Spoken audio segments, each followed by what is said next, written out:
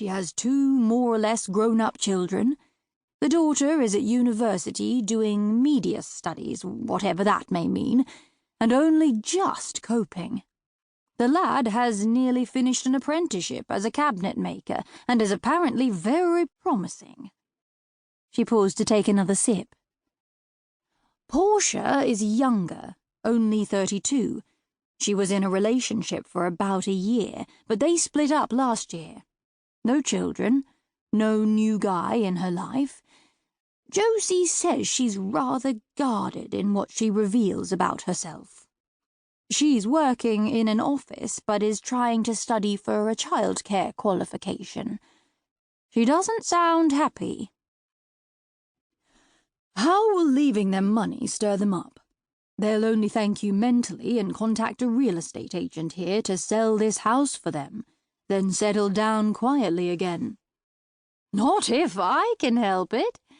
I shall make it a condition that they come to live here for a year and clear out my things and the family archives before they can sell the house. He frowned and was silent for a few moments. As a former lawyer, I have to say I'm not sure you can do that legally. Unfortunately, that's what my current lawyer says too. So I've written a letter to each of them. She gave him another of her wicked grins. I've piled on the emotional pressure, trying to make them feel they owe it to me to do this in return for such substantial legacies. Do you think it'll work? Yes, they're very good letters, even in their first draft. Well, I'm fairly certain my request will make a difference. I'll make sure Josie knows what I'm doing and will back me up in case they turn to her for advice. Have you forgotten that they'll need a visa to come here? Will they be granted one, do you think?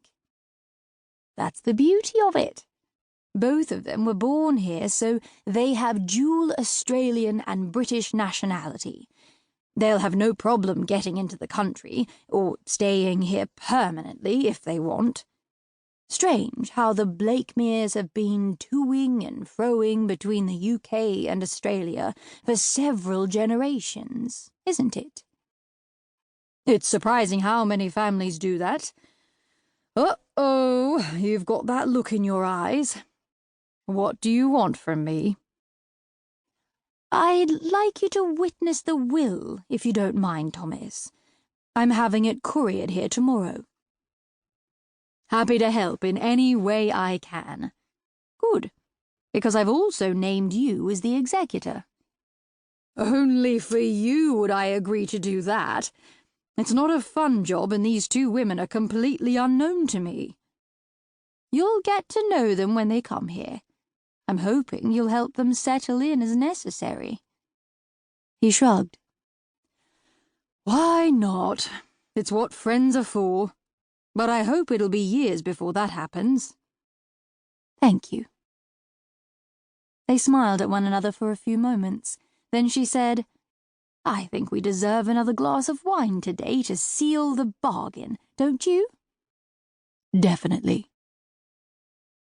The following afternoon, the doorbell rang and a man poked his head inside the hall. Friends in need cleaning service. Anyone at home? Sarah went to get a proper look at him. You're new. Where's Penny? She's had a major plumbing emergency in her own home. Do you have any ID? He pointed to a fancy laminated card with a photo pinned to his overall, both items exactly like the ones Penny wore.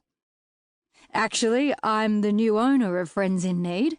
Colin Jennings at your service, but I usually shorten it to Col. I won't normally be doing the cleaning myself, but Penny was upset at the thought of letting you down, so I said I'd do the job today.